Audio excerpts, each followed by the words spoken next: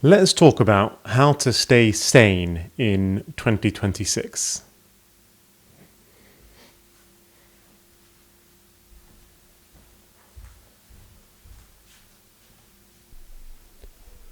Let me explain a bit about my journey to get to thinking about these things.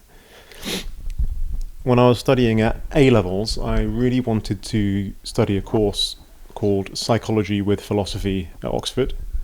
I was super interested in the theory of mind, as it's called, and of what it feels like to be a human being that's conscious. I couldn't study philosophy in my school, so I started a wee little philosophy club and did weekly topics on things like the Turing test and AI, which was back in 2011 actually, so quite a long time ago. Anyway, long story short, worked really hard, applied for Oxford, was very grateful to get interviewed. I got a letter back later saying the first line was something like, "We regret to inform you." So as soon as I saw that, I just kind of threw the letter away and didn't touch it for a couple of hours. But then I carried on reading down, and it said, "We regret to inform you that we're not able to give you a space for psychology with philosophy, but we'd love to give you a space for experimental psychology." So that is the use of brain scanning, scientific method, neurophysiology, neuropharmacology, all the modern science ways to understand the brain and behavior, which, to be honest, much better for my future career, to be honest. But nevertheless, it left me with an unscratched itch for the question of what is consciousness? What is it to be a human? What is the human experience? So I studied my degree, learned a lot about the brain, which was great. Didn't really learn much about theory of mind, unfortunately. But then I found much later on in my adult life, when I was kind of working a corporate job, and I was really drawn to yoga and Eastern philosophies, and found that they actually served to answer some of the questions that I had been asking myself on theory of mind. So things like meditation and yoga made me feel really good. I didn't really understand why, but that helped begin my kind of learning and discovery of what was called Advaita Vedanta. And it's a non-denominational philosophical approach, talking about non-dualism. You can come at it from an atheist point of view or a religious point of view, but it's just a framework of understanding and of what is enlightenment, actually, what it feels like to meditate, what is the point of all of that kind of quiet silence work. And I found it very transformational, actually. I still am kind of integrating in my life the fruits of that practice, and just finding it to help me in all capacities. So that's quite vague, right? So let me just try and drill down a bit into what we're talking about here. We're talking about what is meditation? Why do we meditate? What is it about consciousness that needs to be exercised? And then furthermore, kind of what are the concrete benefits of it? And for me, in terms of sleep, managing stress, managing anxiety, managing existential dread and whatnot, I found it to be incredibly helpful. So in order for me to kind of get to that understanding, there are a few books and thinkers that I studied. I'll share some of those. But also just wanted to show you one of the wellness retreats that I went to. They had some incredible monks when I was there that helped counsel and coach me through some of these things. And I'm not saying you have to get a plane to Thailand to this place, but just wanted to share some of the physical centers that I visited that have helped kind of deepen my understanding of this school of thought. So let's go. Welcome to my desk. Let's walk through some of these people and places I've been talking about. This is Kamalaya in Koh Samui, which is in the Gulf of Thailand. Let me just show you where that is. It is probably the best place in the world. I've been there many times. It refers to kind of these islands here: Koh Samui, Koh Phangan, Koh Tao. And Kamalaya is somewhere around this part of the island in the south, very, very quiet. It's a wellness retreat with all these incredible, comprehensive programs. So, for instance, if you do, let's say 2 weeks there, you get 49 treatments in 15 days. So you can see that is over 3 treatments per day. You end up feeling a bit like I remember there was one day where I had a Himalayan salt scrub and then ice bath treatment with a guided breath work and then a sauna steam, and I just felt like a fresh piece of fish that's been salted and steamed and cooked. It was pretty amazing. But one thing they have there, and they don't really talk about it, to be honest, at all, is they have optional counselling. It's not, they don't really talk about it. I think they're very, very, very booked up. So they don't really mention it explicitly. You have to kind of go there and ask for it, but you can, it's kind of hinted. So they've got this cave, Arjan Cave, which is a relatively it's not relatively, it's a famous cave where a bunch of monks have spent time over the years, including Ajahn Dayang, a Buddhist sage who did a bunch of pilgrimages and spent time in the cave, and then and these other guys too. So they have a very kind of sacred meditation area which has attracted lots of sages and saints over the past. But they have a team there that do counselling that are from J. Krishnamurti's old trust, who left because it became too commercial, and they joined here as a place to kind of have an impact without being part of a giant business. Fantastic taster. I had daily yoga, daily meditation, daily practice, daily massage. It was awesome. Couldn't recommend it enough. Literally like paradise. Very medical. There's a bunch of woo-woo stuff there that you probably don't want to dabble in, like colonic irrigation and silly stuff like that. But if you steer clear of that, it can be a really, really good place to go if you're burnt out, or if you're just struggling with depression. It can be a good reset for you. Ramana Maharshi, I'm going to show you some of his books and talked a bit about his life. I would credit him, and others credit him, with the renaissance of these types of thinking in the more modern era. Born in 1879, he had a near-death experience. Does it talk about that here? He had a sudden fear of death.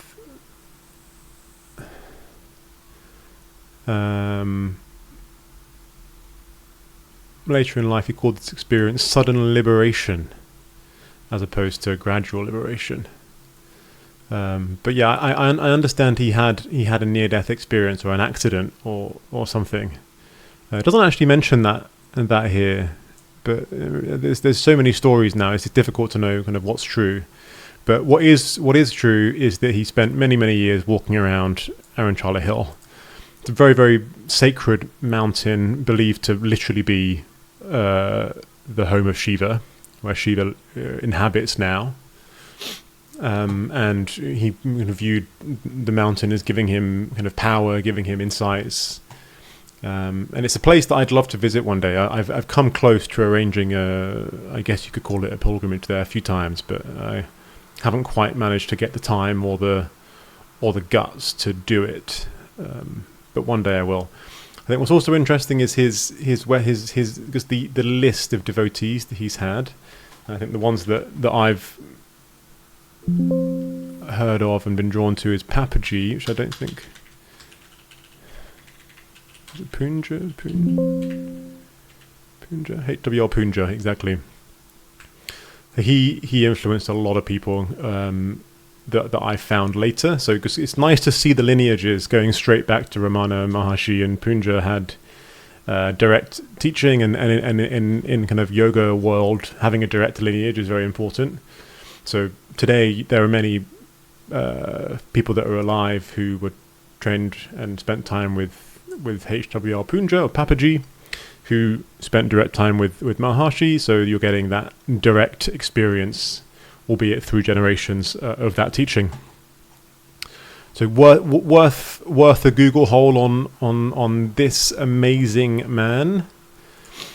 Maybe I'll just click on Advaita as well, because this is a very useful. Oh, it's part of a broader non-dualism. There we go. So I use the term non-dualism and Advaita interchangeably, but non-dualism is non-denominational. It's something that has been. You can just see that it's, whether it's Western, Eastern, Oriental, you name it. All religions, they tend to, at the very, very crux of them, have this concept of non-dualism, which is that the body and the mind are not two separate things. You and the world are not two separate things. You are a manifestation of life, and you are life. Your brain is not different from your body in any other way. I think there tends to be the sense in kind of Western science that there is you, and you is a thing which lives kind of 2 centimeters back from your eyes. It feels like you're sat there kind of controlling life, right? I mean, the image that I often think about is the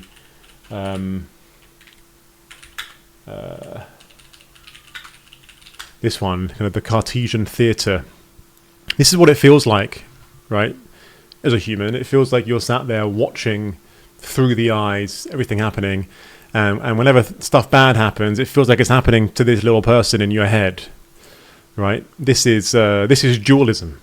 There is you, and there is your body. There is your mind, and there is the world. Non-dualism is the dissolving of that separation and realizing that this is just an illusion from taught to you, and also it's an illusion which is ingrained in language. Right, it's ingrained in speech, the way that we speak. I feel. Other languages have less of an emphasis on the I, as English does. I believe a big part of this is actually linguistic, too. But anyway, Cartesian theatre. This is something that Dan Dennett talks about. In theories of mind, and you can kind of draw corollaries to non-dualism, to all ways of thinking about what it feels like to be alive, what it feels like to be a conscious human. So Punja, this is Papaji, as he's known, and was alive relatively recently. Many of his disciples are still around and giving satsang, and he had this experience with Ramana Maharshi, which gives him, I think, a very, very powerful lineage to the knowledge. And I think this is really interesting. So he visited Ramana Maharshi and asked the same question as always. He said, "Can you show me God? Or do you know anyone that can show me God?" "Have you seen God?" I asked. "If you have, can you enable me to see him? I'm willing to pay any price, even my life." "No," he answered, "I cannot show you God or enable you to see God, because God is not an object that can be seen. God is the subject." Let me just say that again. God is not an object that can be seen. God is the subject. Now, I don't like using the term God.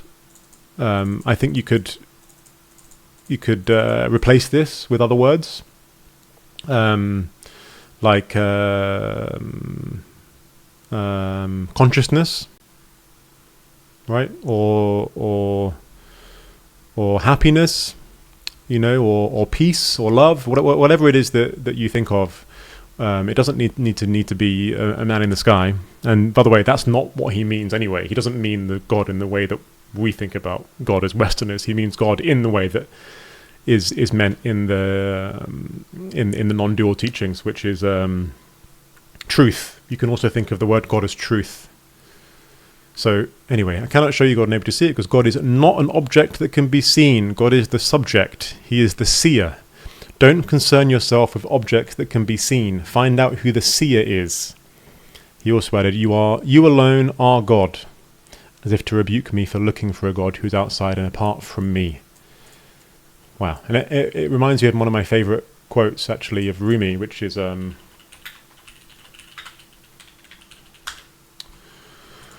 lived on the lip of insanity all my life. I've lived on the lip of insanity, wanting to know reasons, knocking on a door, it opens. I've been knocking from the inside. Wanting to get in somewhere and then realizing actually you are where you're looking. You're where you're looking from. Now, this might not mean anything to you, but just sharing some of the things that have really helped me advance my thinking here. What I love about the Ramana Maharshi story is that it's very touchable, it's very tangible, it's very recent, and it's a physical place that you can go and visit and see. So one day I'd love to go here. I think it's very difficult to get there. I think I was looking at a few different kind of itineraries. All of them involve a giant bus ride. So yeah, hopefully one day before I die, I can go and experience it. So Krishnamurti, this is the teacher, the sage, I would call him also, who influenced the monks that I met at Kamalaya. And again, a very modern story in that if you go onto YouTube, there are hundreds and hundreds and hundreds of videos of him speaking. I think some of the most powerful ones are where he's talking to Bohm. These series of lectures of Joe Krishnamurti speaking with, kind of leader of Western science at the time, as well as any of the ones where he's at universities. I think it's like University of California. All of these, Brockwood Park. That's the one. Oh, that's actually in the UK, isn't it? Brockwood Park. I think Brockwood Park is still a place that's owned by the Joe Krishnamurti Foundation Trust, and you can actually go and do retreats there. But these are all great. I would recommend you go and check some of these out. But hugely influential for me, and his interactions with Western scientists. I think I was talking about kind of how I came at this from Popper, from Dan Dennett. Hearing him debate these ideas with Western scientists, I think has really helped ground the knowledge for me and just helped put it into context. So another great person to learn about. Now, completely separately from those guys is another sage called Neem Karoli Baba. He had a very, very long list of Western devotees, including a lot of like famous kind of rock bands would refer to him as well. Ram Dass being one of the most famous, and I found Ram Dass before I knew who Neem Karoli Baba was. And Ram Dass is a fascinating character. Again, coming from Western science, he was a Harvard professor, kicked out of Harvard because he was experimenting with LSD, fascinatingly, and then the psilocybin project, along with that. So Richard Alpert was his name before changing his name to Ram Dass, and Timothy Leary was his partner. They assisted in the Good Friday experiment, and then later on Harvard psilocybin project.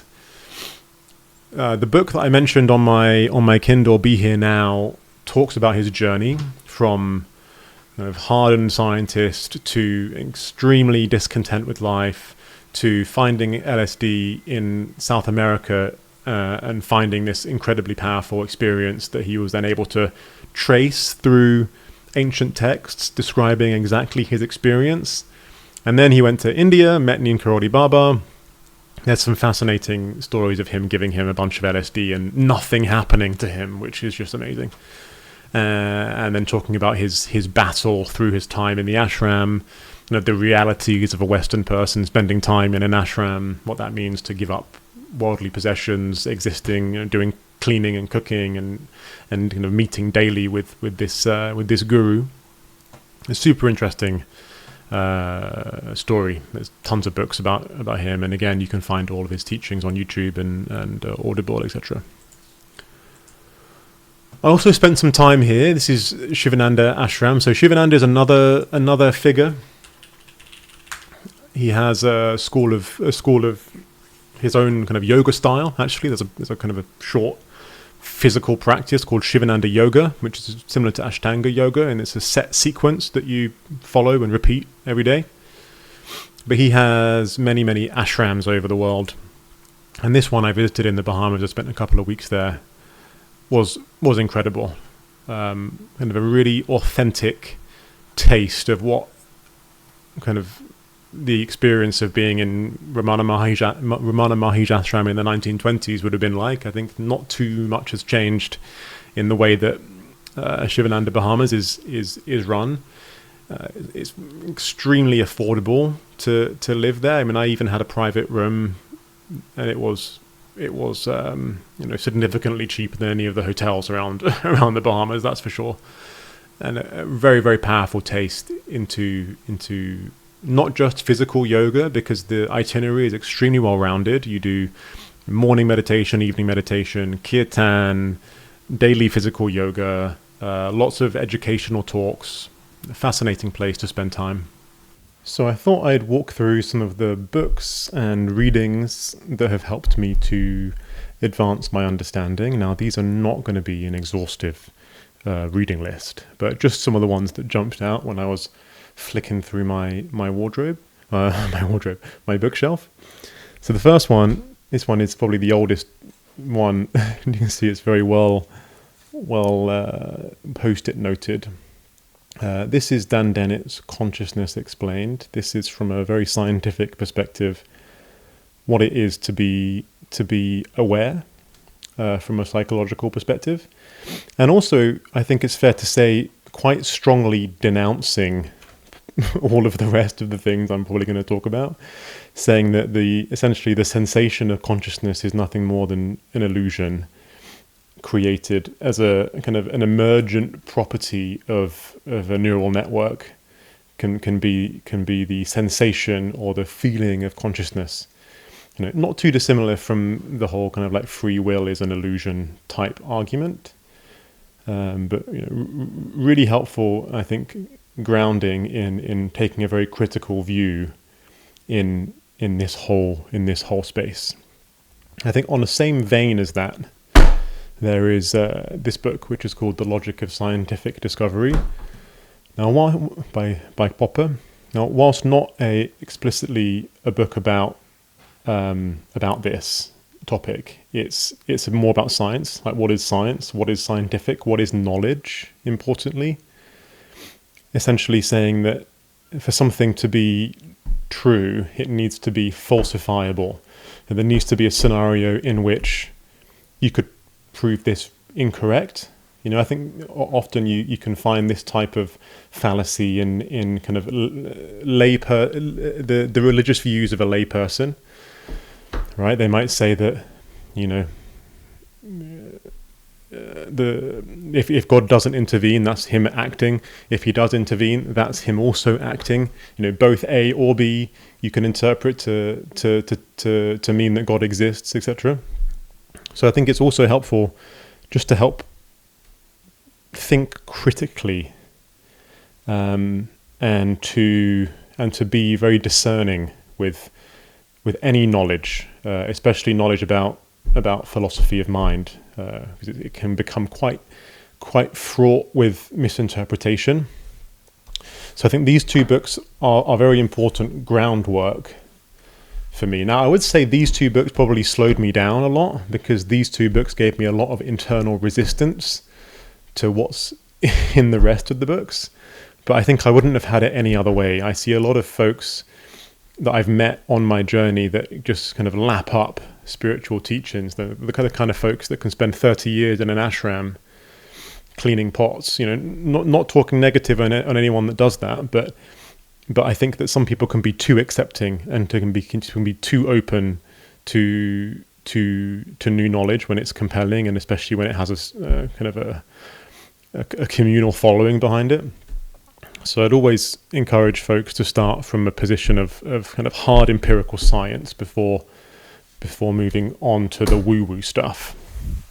Now, that was my university. Then when I started doing yoga, the Bhagavad Gita, one of the seminal texts of the yoga teachings, this one is pretty dense stuff. You know, it's lots of kind of first-hand reports from saints and sages of what it feels like to be enlightened, and what it feels like to know enlightenment. I've come back to this more recently and found a lot more value in it, and I've been able to understand more of it, especially this version, which has kind of an interpretation. It has the Sanskrit and then obviously English translations and interpretations. But now that I'm coming back to it, I'm finding a lot more joy in it. But this is, I think, a book that many people would have kind of picked up and thrown aside because they didn't really grasp it. And for me, I don't necessarily like how some of the language is. It doesn't really resonate with me that the kind of the word God is used in the way that it's used, and that there is quite a complex set of gods and stories that you have to kind of learn and interpret, and in some ways feels not too dissimilar from other Western kind of religious books, in kind of how it presents its ideas using story as a method and as a mode, but just providing something you have to learn and interpret and study. But probably one of the most, if I had to pick one, this should probably be the one that I would want on a desert island, because it's the most densely jam-packed with nectar. But I think I've only been able to appreciate that more kind of recently than when I first picked it up as part of a 200-hour, 4-week yoga training, which is when most people would have first encountered it. Now, I mentioned Kamalaya, the wellness retreat in Thailand. There were monks there from the J. Krishnamurti Foundation Trust organization that had left after expressing kind of disdain at the way that the organization had become a for-profit organization after his death. So, in any case, during my sessions, I was recommended a couple of books. This one and the next one were kind of recommended during that time. And J. Krishnamurti is a fascinating character. He writes in quite a convoluted and speaks in quite a convoluted way. But if you have the patience to try and grasp it, it really is, I think, one of the most intellectual approaches of all of the kind of the sages and saints that I've seen. And I would put him really in that category. His understanding and the way that he can communicate, especially to Westerners, given I think probably the way that he speaks and his accent and his oratory. There's a series of talks where he goes to North American universities in the 70s and 80s talking about this, and he's challenged by the audience in quite aggressive, hostile ways sometimes, and the way that he can cut through in such a powerful way and clearly leave those asking questions with real answers. It's really powerful. Freedom from the Known is just one of his books. There's many that I've got, but this one is a fantastic one. Not too thick. Kind of condensing some of this Advaita knowledge into quite a skinny book. Now, another one that I was put onto by my monk counselor was this one, The Curse of the Self. This one I think I found immediately compelling. It didn't require me to kind of get through dense language in the same way that others do, and it was written in a very Western way by a Western kind of scientist. Like Mark Leary, I think he's a scientist, philosopher, psychologist. I'm not actually sure what his background is. I think Department of Psychology. It's actually quite hard to find this. This is a library copy that I bought on Amazon. But it is, I didn't steal it from the library. It's how it came from, I think it was eBay actually. It's how it came from eBay.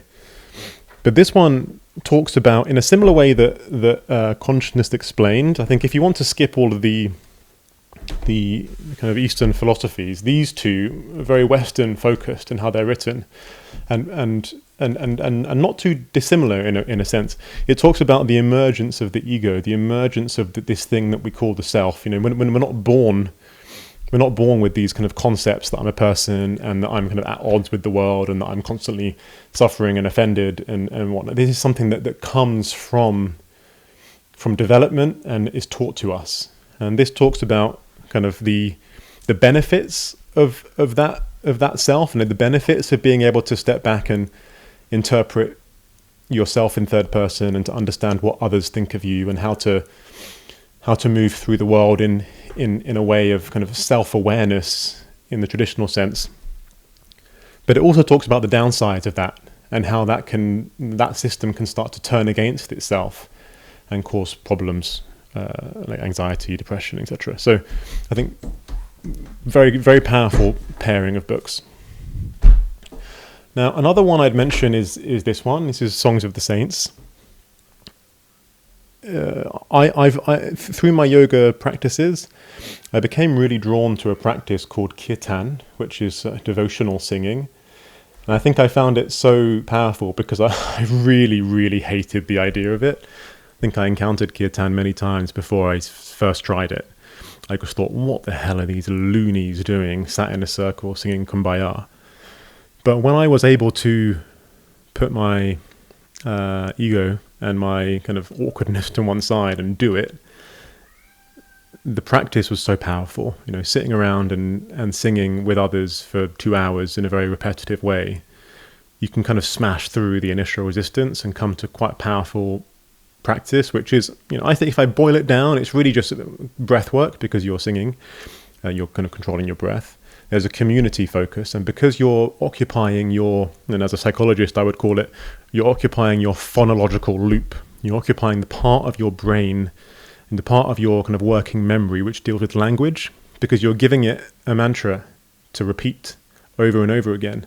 That then frees you from the kind of constant talking to yourself and allows you to taste a bit of this nectar, which all of these books are talking about, which is the quiet that can come from a blank mind. And this is a book that kind of goes through some of the seminal saints and sages that were singing and bringing these teachings to the masses using song.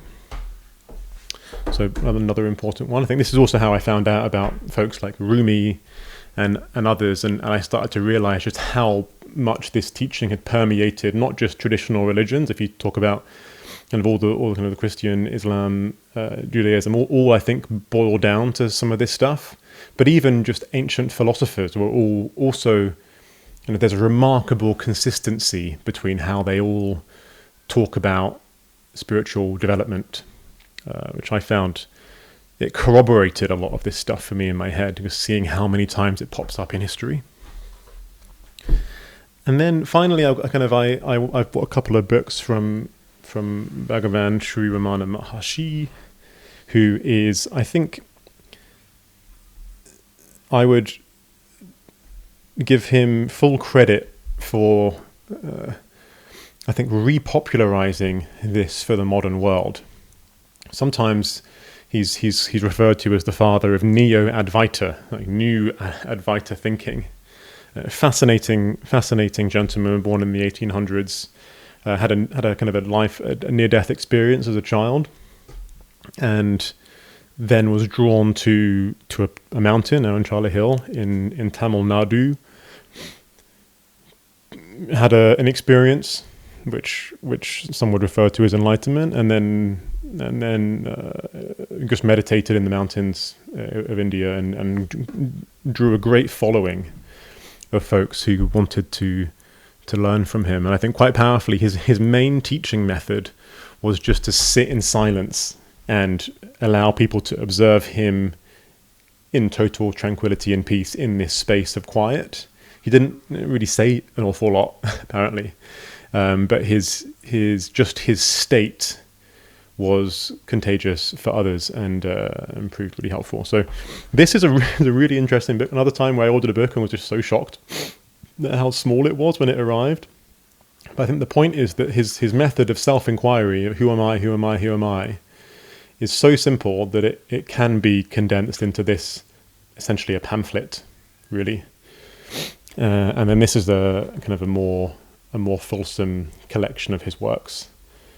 And I am drawn to the story of Ramana Maharshi. I find the writing still, for me, quite difficult to access intellectually because of the way that it's written. It's a bit dense.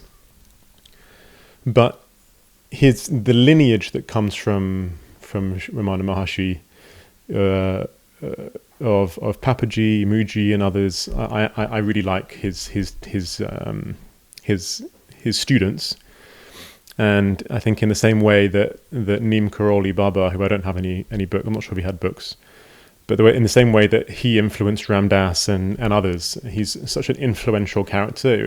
I would be remiss not to mention him. I think a couple of other things I wanted to mention, and I use a Kindle a lot now these days. I try not to carry around too many giant books with me, that they more kind of live at home now when I want to refer to them. But I do have some really important books that I'm kind of reading at the moment on my Kindle. I've got some Rumi. I like, because Rumi's got quite short poems. They're quite easy and fast to read, and you can kind of write them down, have them around. And I've also got quite a lot of Ram Dass on here as well. I don't know, where's my reading list gone? Well,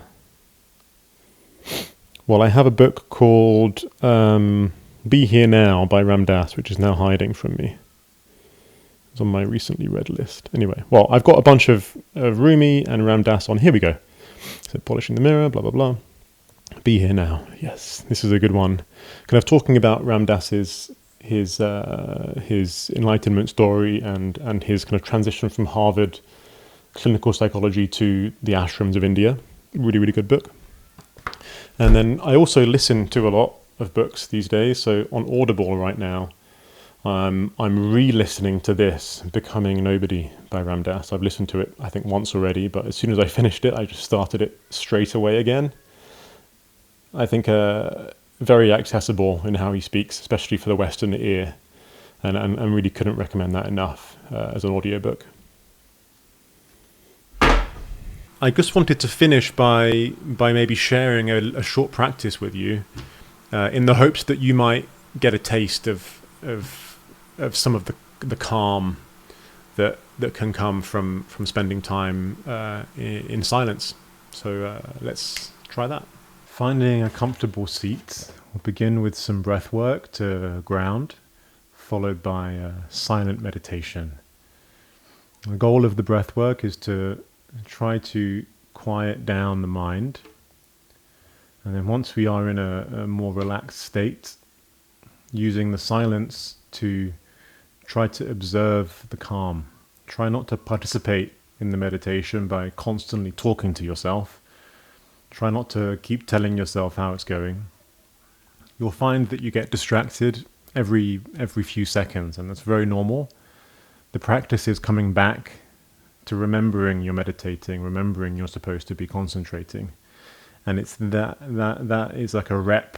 Each time you bring yourself back from distraction is like a rep. And we're trying to strengthen the muscle that you use to discern when you're lost in thought and when you're not. It'll be extremely frustrating if it's your first time, so just roll with it. If you can spend some time in that quietness, you'll find that it actually has a lot to say to you in its own way. So sitting down or lying down with the eyes shut, close the mouth and start to breathe deeply through the nose.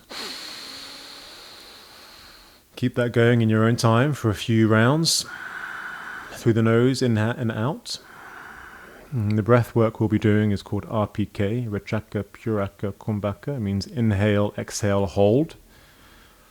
We'll go through a few rounds. Each time we're inhaling, it's for 4 counts. Each time we're exhaling, it is for 4 counts. When we're holding our breath, it is for 8 counts. When you hold the breath, try to switch on your pelvic floor. Try to activate your core. When we're breathing, try to be soft with the breath. Try to let it whisper out on the exhale and sip it in gently on the inhale. One more round on your own, fill up to the top. Exhale to the bottom. And then 3 breaths. Inhale.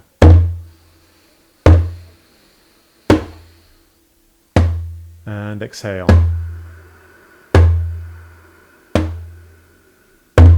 Inhale.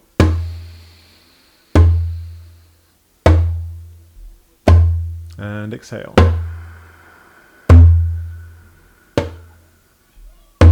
Last time, inhale.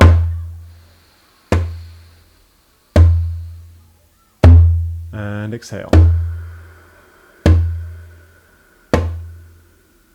Inhale to the top. This time we hold the breath. 2, 3, 4, and hold. 8, 7. Squeeze pelvic floor. 5, 4, 3, 2, 1. Gently exhale.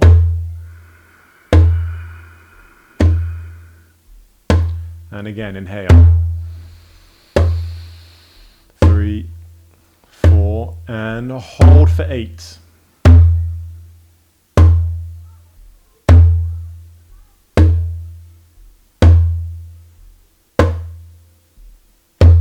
Exhale.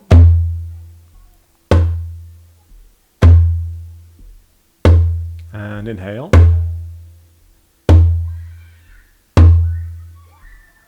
And hold.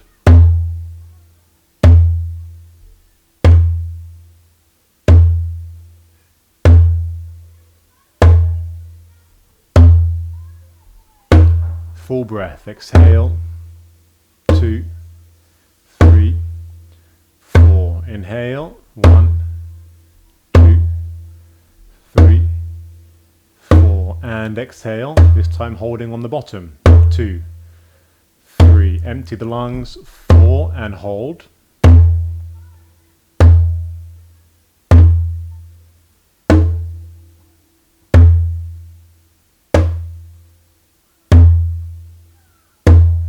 And inhale.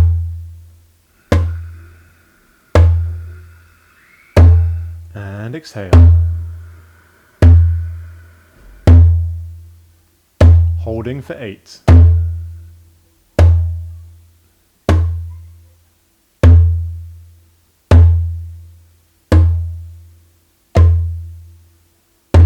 Inhale.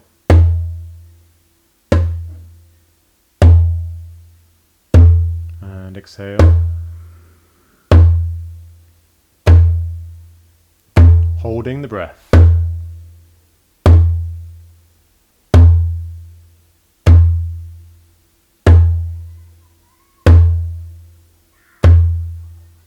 Good. Full breath. Inhale. 2, 3, 4, and exhale. This time we hold top and bottom. 3, 4. Inhale to the top. 1, 2, 3, 4, and hold.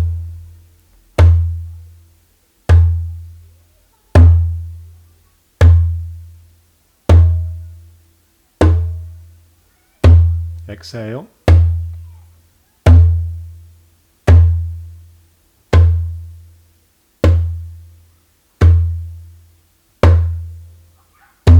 Inhale to the top.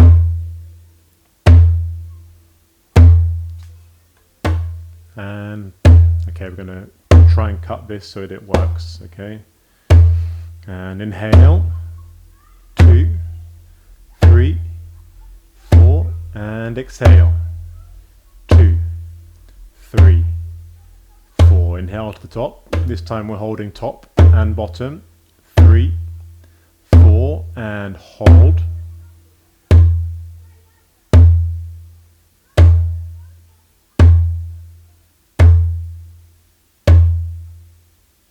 And exhale. 2, 3, 4. Hold for 8.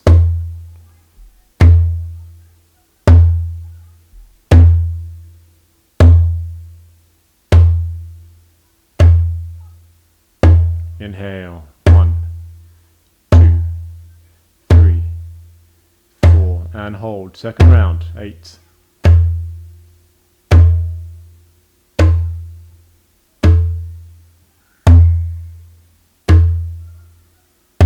And exhale. 2, 3, 4. Come back, a hold.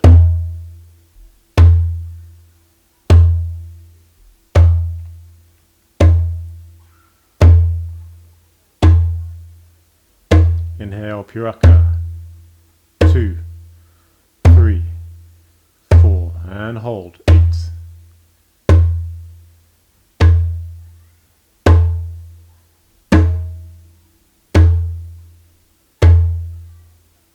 Rachaka, exhale. 2, 3, 4, and hold.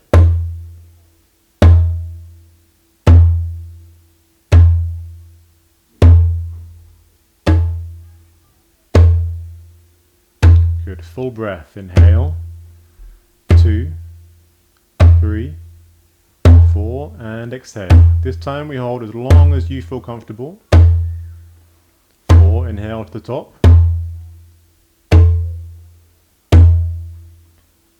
And hold the breath.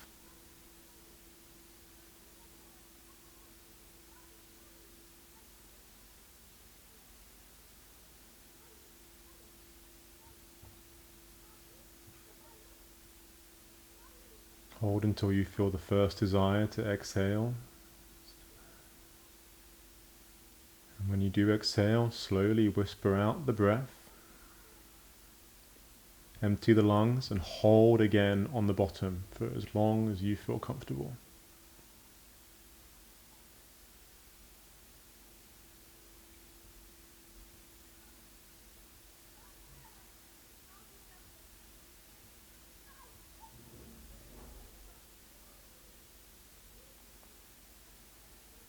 Keeping going if that's in your practice.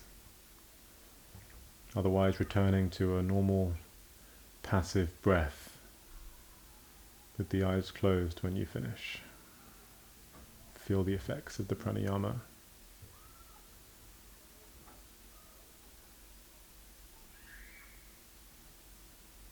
If you're not already lying down, then lie down.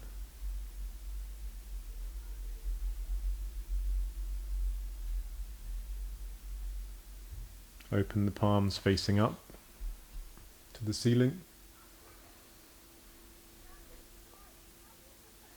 Take a moment to squeeze the fists. 3, squeeze, squeeze, squeeze. 2, ball them up. 1, and then release.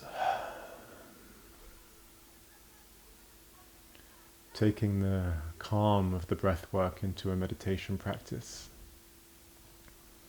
Keeping the eyes closed, keeping the breath passive. We'll start off with 3 minutes. At the end of the time, you'll hear a gong. When it comes to an end, don't move. Just be aware that you've finished the first round. Going into the first 3 minutes now.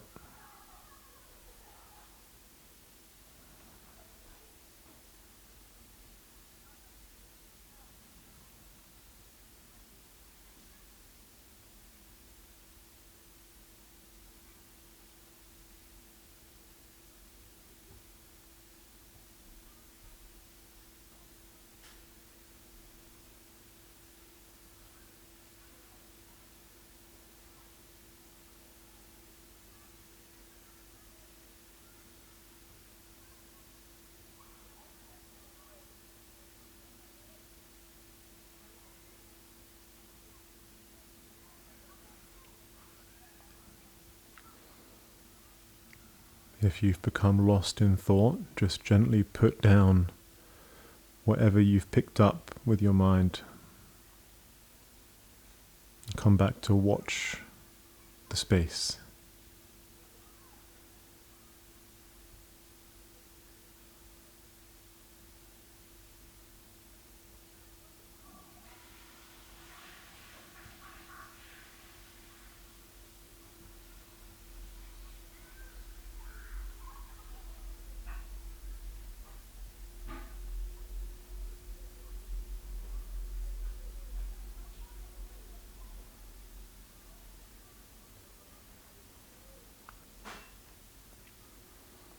Halfway through.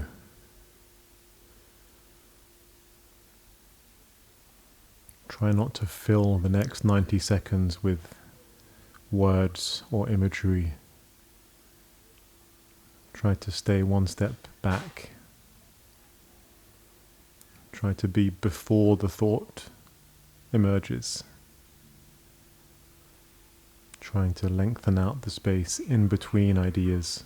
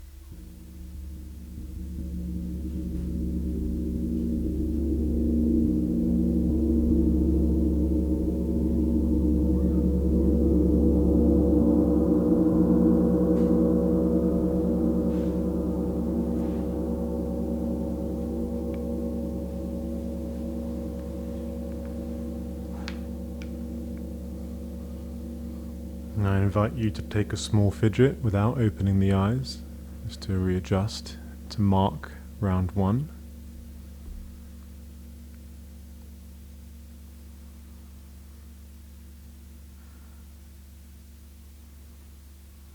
Going straight into round 2, 5 minutes. Take a deep breath in. And as you exhale, try to evacuate the mind, evacuate talking, evacuate thinking.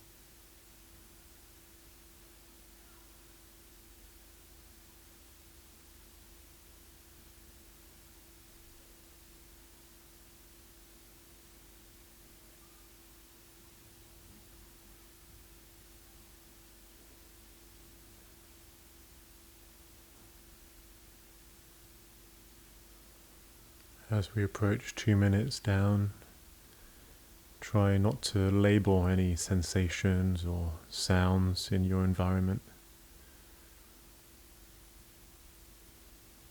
Try just to experience the raw input of the world without processing, without coming up against anything. Try not to resist, just try to drop in deeper.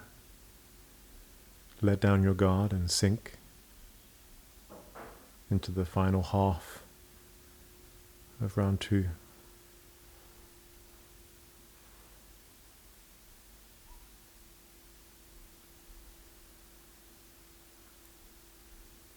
Try to let go of any tension in the jaw or the eyebrows. Release the tongue from the roof of the mouth. See if you can just switch off a few more muscles in this final 2 minutes.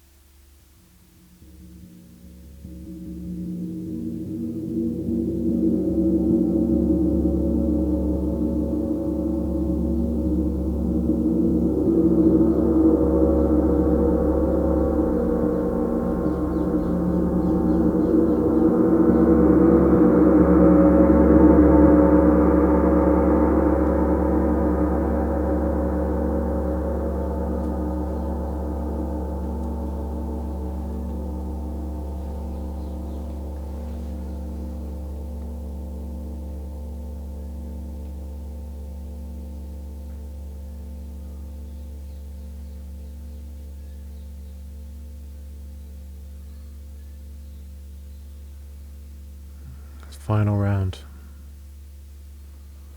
This time for 10 minutes. Take a fidget, adjust your position. Take a deep breath in and out the mouth.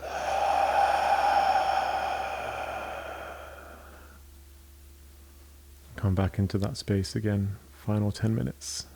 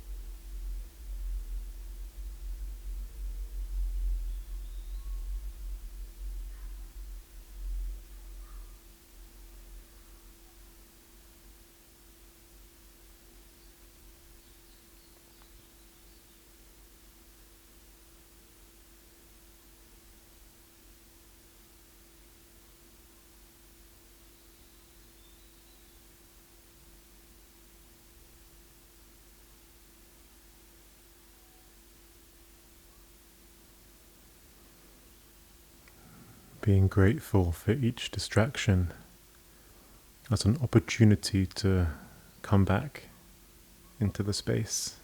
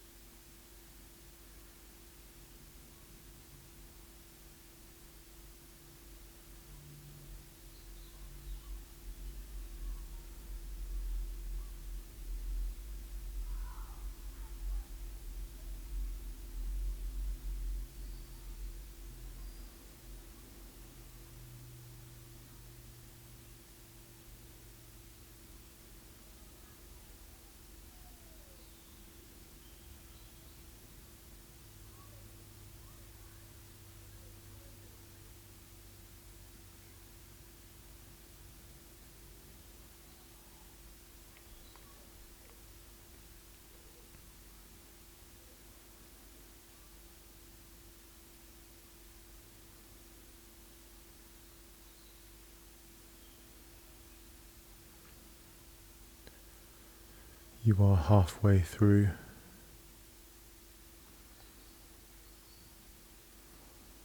Notice how time somehow doesn't register from this place of awareness.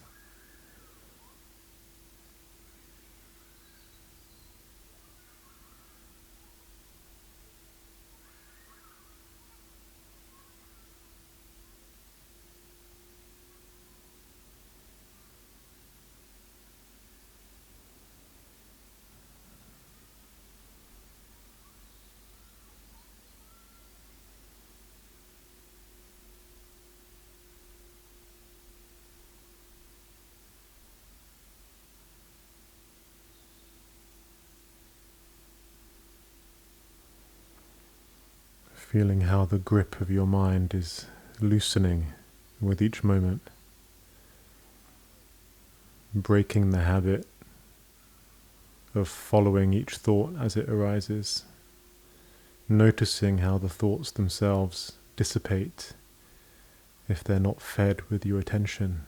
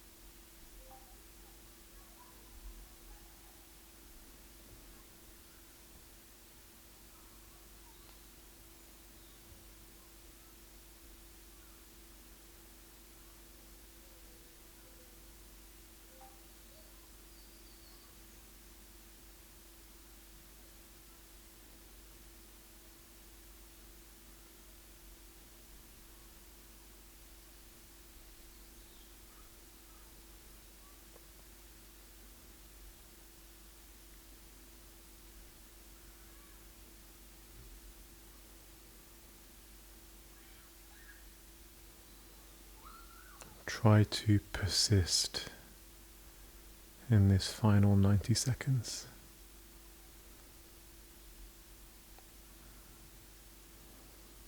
Try to focus your attention on the space in between the thoughts. Try not to tumble down the rabbit hole of the next one. Try to hold your ground.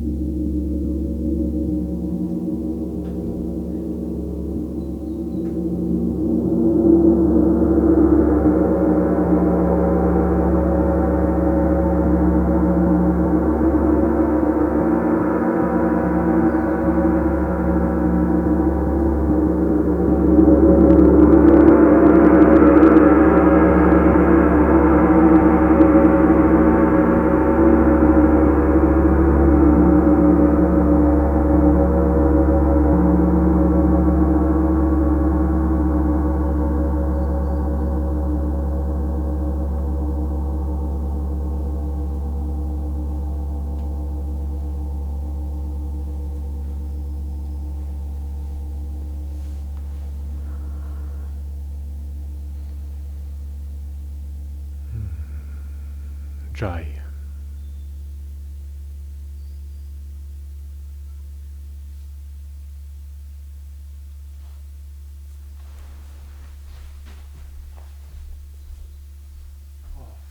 I hope that helped. I'd love to post more of those guided meditations here, so send me a comment down below if you want to see more, and I'll start posting those more regularly. Take care and stay out of your mind.